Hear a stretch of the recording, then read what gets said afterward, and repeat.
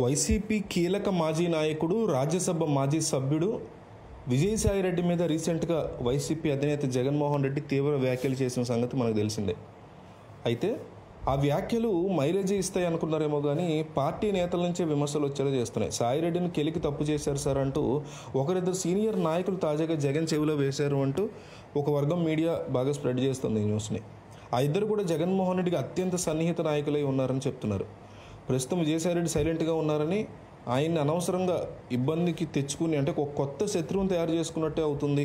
అది కూడా చిన్న చితక శత్రువేం కాదు. గతంలో జగన్మోహన్ రెడ్డి ఢిల్లీలో ఎవరితో అపాయింట్మెంట్ కోరాలి అంటే అమిత్ షా లాంటి వాళ్ళని, మోడీ లాంటి వాళ్ళని కలవాలంటే విజయసాయిరెడ్డి వల్ల అయింది. అనేక మంది కాంగ్రెస్ పార్టీ నుంచి ఎంపీలు అయ్యారు వైసీపీకి వచ్చి, కానీ ఎవరికి అంత ప్రోద్బలం రాలేదు. ఆ కైండ్ ఆఫ్ ఇన్ఫ్లుయెన్స్ అనేది ఎవరికీ లేదు ఢిల్లీలో.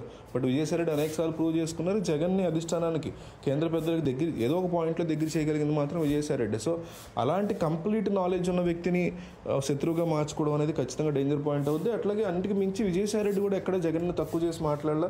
ఈ కేసుల విషయంలో మాత్రం రాజకేశ్వరరెడ్డి గురించి ఎక్కడైనా మెన్షన్ చేశారు, కానీ ఇదంతా జగన్ వల్లే జరిగింది, జగన్ చేయమంటేనే చేశానని ఆయన ఎక్కడ ప్రెస్ మీట్లో కానీ ఆయన ఎంక్వైరీ సంగతి మనకు తెలియదు, కానీ బయట అయితే ఎక్కడ చెప్పలే.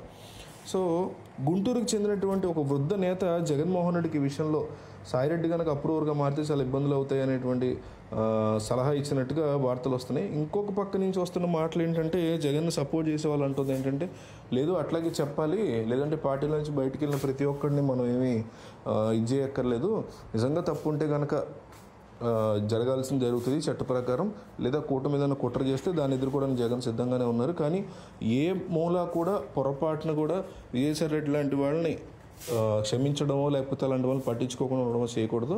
మనసులో మాట ఏంటి విజయసాయిరెడ్డి పట్ల అనేది ఓపెన్ అయిపోయారు జగన్. అట్లా అవ్వాల్సినటువంటి అవసరం ఉంది, అట్లా చెప్పి తీరాలి. చంద్రబాబుకు అమ్ముడిపోయినటువంటి వ్యక్తి కాబట్టి ఆయన గురించి జగన్ చెప్పింది కరెక్టే అని వైసీపీలో ఇంకొంతమంది అంటున్నారు.